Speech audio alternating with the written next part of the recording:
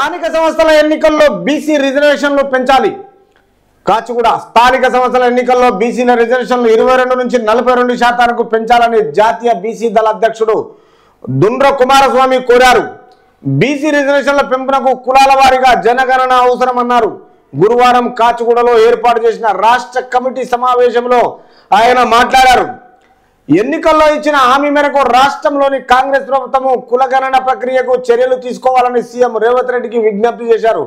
రాష్ట్రంలో 54% ఉన్న బీసీలకు జనాభా దామాషా ప్రకారము రాజకీయ రంగంలో వాటా దక్కడం లేదని ఆరోపించారు.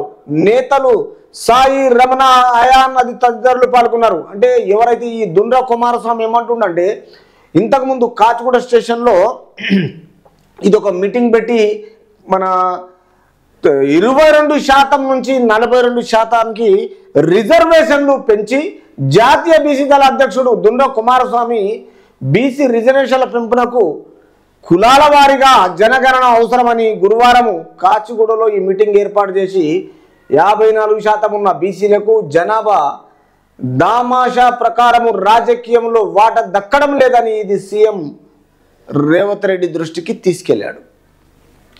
ఆయన మరి ఏం తీసుకుంటాడు ఈ నిర్ణయం చూడాలి.